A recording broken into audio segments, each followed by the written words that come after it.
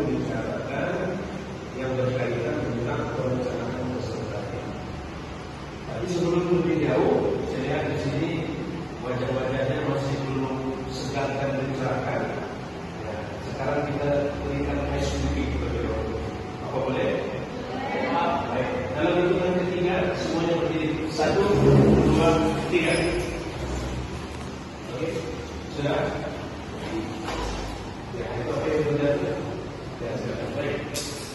Semuanya genggamkan tangan seperti ini. Ya. Katakan 3 kalimat. Aku bisa, aku sukses, pasti bisa. Kita mulai coba. 1, 2, 3. Aku bisa, aku sukses, pasti bisa. Sekali lagi. Aku bisa, aku sukses, pasti bisa. Allahu Akbar. Allahu Akbar. Oke. Dalam hitungan kelima, semuanya harus berpindah tempat, tidak di tempat yang semula. Saya mulai dari sekarang. 1, 2, 3, 4, 5. Oke, terima kasih. Tepuk tangan untuk kita semua. Baik, perhatikan di sini. Pada kesempatan ini kita akan bicara tentang perencanaan peserta didik. Ya. Kegiatan dalam perencanaan peserta didik sebagaimana yang disebut oleh Muhammad Rifai 2018 dalam bukunya Manajemen Peserta Didik. Yang pertama kita akan bicara tentang analisis kebutuhan peserta didik. Yang kedua rekrutmen peserta didik. Yang ketiga seleksi peserta didik. Yang keempat orientasi. Yang kelima penempatan peserta didik. 6 pencatatan dan pelaporan. Karena hal ini akan menjadi pembahasan kita pada kesempatan kali ini. Yang pertama terkait dengan analisis kebutuhan peserta didik. Ya. Dalam perencanaan peserta didik, kita harus merencanakan jumlah peserta didik yang akan kita terima dan pertimbangkan daya tampung kelas yang tersedia dan rasio antara murid dan guru. Rasio antara murid dan guru itu maksudnya jangan sampai ya satu guru itu rasionya berbanding ratusan murid, sebab itu nanti akan berpengaruh pada efektif atau efisiensi pembelajaran yang ada di kelas. Yang kedua, penyusunan program kegiatan siswa yaitu visi dan misi sekolah, minat dan bakat siswa, sarana dan prasarana yang tersedia, anggaran yang ada serta tenaga pendidikan yang tersedia. Yang kedua kita bicara tentang rekrutmen. Tadi yang pertama kita sudah menganalisis. Menganalisis itu berarti menelaah secara mendalam terkait dengan situasi dan kebutuhan yang ada di sekolah. Yang kedua adalah terkait dengan rekrutmen. Yang pertama kita mesti membentuk panitia penerimaan peserta didik. Apa gunanya kepanitiaan ini? Agar terpelihara profesionalisme kerja, di mana kepanitiaan ini nantinya boleh dari kerja A sampai Z yang bisa kerjakan dan yang pasti dia harus melakukan pertanggungjawaban di hadapan pimpinan. Yang kedua, pembuatan dan pemasangan pengumuman penerimaan peserta didik secara terbuka. Ya, kira-kira maksudnya apa ini?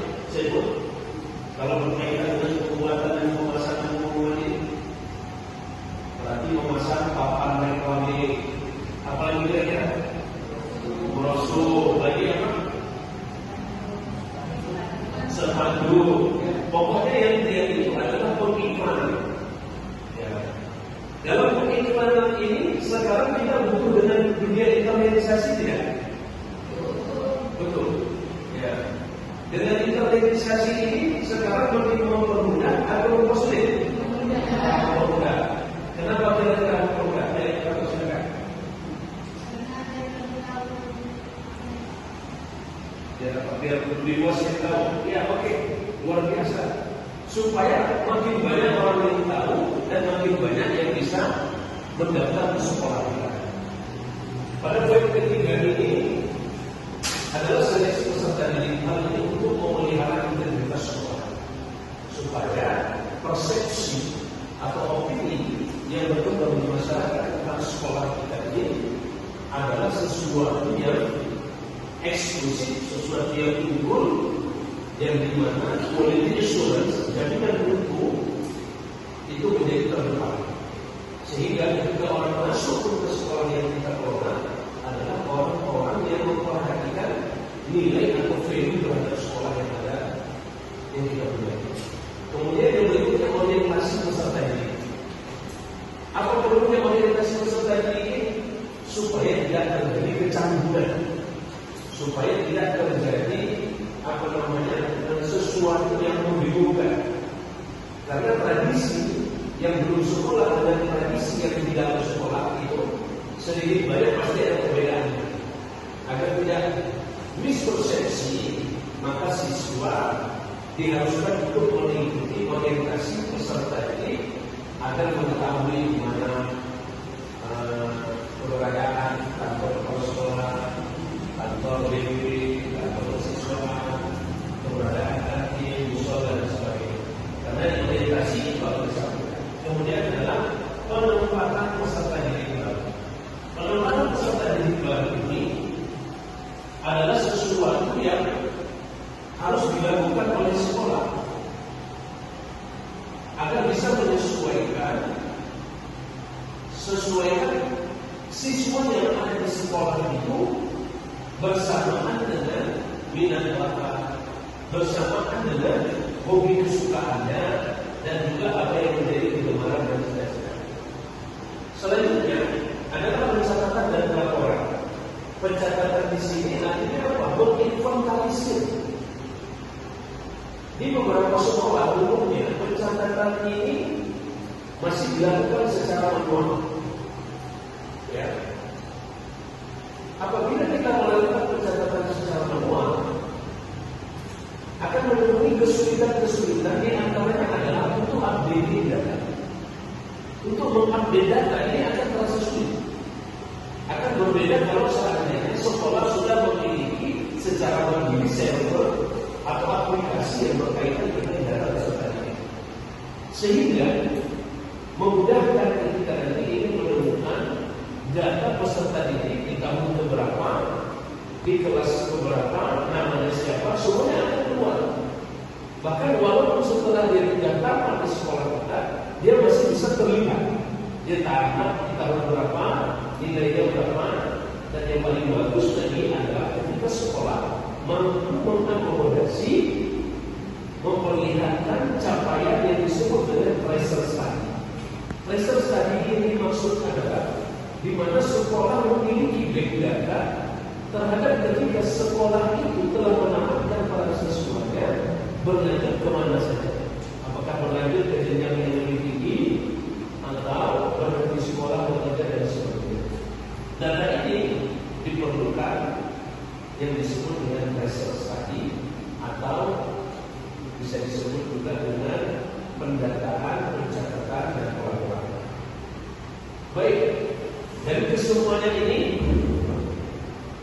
sudah tergambar sebelumnya bahwa manajemen peserta didik adalah satu di antara yang tidak bisa terlepas perencanaan peserta didik.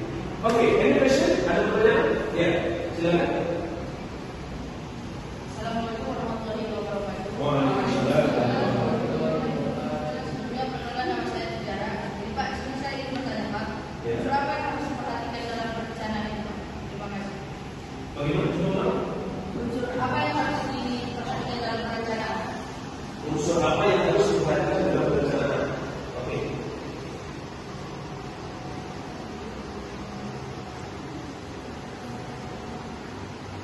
Oke. Terima kasih. Silakan satu lagi ya. Coba kita batasi ya karena orang punya ya. Baik. Assalamualaikum warahmatullahi wabarakatuh. Saya ingin bertanya Pak, apa kendala yang biasanya dihadapi dalam melakukan perencanaan? Kendala dalam perencanaan.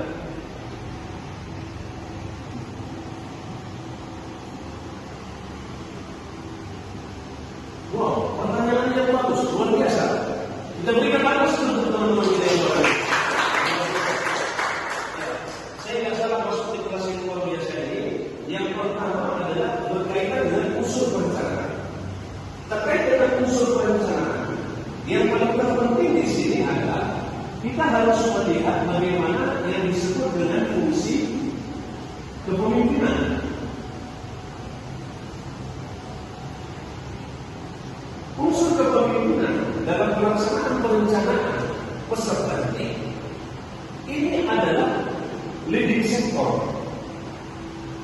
Ini adalah sesuatu yang sangat menentukan. Sebagaimana yang kita tahu bahwa yang paling bertanggung jawab terhadap keberlangsungan sekolah itu adalah kepala sekolah. Atau kalau di sekolahnya swasta, berarti yayasan dan institusi. Jadi unsur perencanaan ini yang paling terpenting adalah unsur kepemimpinan. Karena pada kebiasaannya, apabila pemimpin bisa lembaga pendidikan itu menerapkan disiplin, menerapkan kerja yang maksimal, optimalisasi kerja, loyalitas dan sebagainya, efektif dan efisien, itu relatif bawahan biasanya akan mudah dikomunikasikan. Ya, itulah namanya dalam istilah manajemen komunikasi top down. Ya, komunikasi dari atas ke bawah. Alangkah lebih sulit kalau seandainya komunikasinya itu adalah dari bawah ke atas. Kenapa? Karena pada prinsipnya kadang di lapangan kepala sekolah itu merasa ya tidak patut baginya kalau guru yang memberikan nasihat atau pengajaran seperti itu. Ini nanti akan ditemukan pemerintah. Kemudian yang kedua, kendala dalam perencanaan. Kendala apa yang sering terjadi dalam perencanaan? Yang pertama itu adalah kendala komunikasi. Kendala komunikasi. Tapi komunikasi ini hari ini ya sedikit banyak telah diberikan perubahan semua, atau bisa saya mengatakannya adalah akibat COVID-19, di mana hari ini pembelajaran itu banyak dilakukan yang namanya via Zoom. Banyak hal sekarang yang bisa kita kerjakan dengan melakukan Zoom meeting. Kita bisa melakukan perkuliahan tanpa tatap muka, kita bisa melakukan seminar, kita bisa melakukan talk show, kita bisa melakukan banyak hal kegiatan secara bersama walaupun kita di tempat yang berbeda. Tapi melalui Zoom meeting kita bisa berjumpa. Ya, hanya saja memang yang tidak bisa diwakili oleh Zoom ini adalah soal perasaan, soal soal yang berkaitan dengan suasana diri kita. Karena ekspresi yang ada di Zoom ini biasanya terbatas. Ya, oke, pertama untuk kita semuanya. Setelah ini saya akan berikan kertas warna kuning. Silakan tuliskan dua hal. Yang pertama, apa yang sudah dipahami dari materi ini. Kemudian yang kedua adalah apa yang belum dipahami atau mungkin tidak dipahami sama sekali. Jelas instruksinya? Ya, silakan tulis sekarang. Bapak kasih waktunya 2 menit ya. Silakan tulis. Yang pertama adalah tentang apa yang sudah dipahami dari perkuliahan hari ini.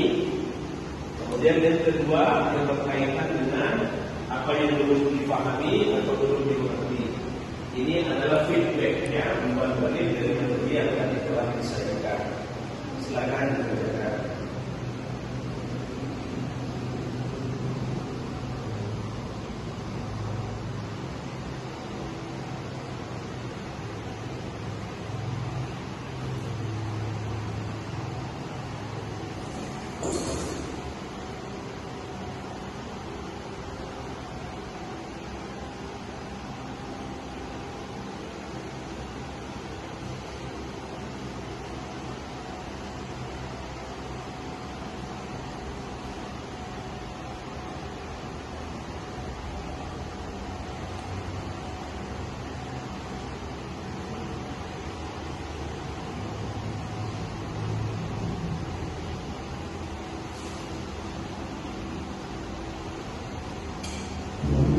Oke, waktunya habis. Terima kasih. Oke, baik. Terima kasih. Waktunya sudah habis. Oke, terima kasih. Kita akan kembali untuk perkuliahan kita di hari ini ya. Baik. Setelah ini, Bapak mau berikan penugasan untuk kita nanti minggu depan akan Bapak lagi. Oke, silakan catat tugasnya. Tugasnya yang pertama, ya, mencari satu sekolah yang telah menerapkan perencanaan peserta didik.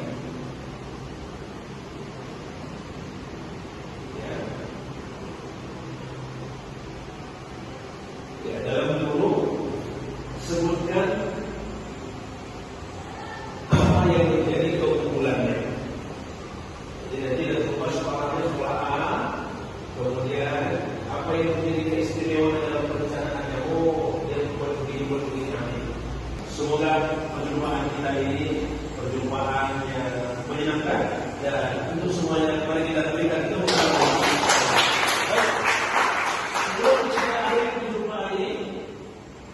Kembali kita berserah diri dan untuk berdoa sebagai mengucapkan alhamdulillah. Terima kasih atas perjumpaan ini dan di minggu depan tugas saya telah diberikan kepada Bapak Pagi orang per orang akan mempresentasikan dari kita. Assalamualaikum warahmatullahi wabarakatuh.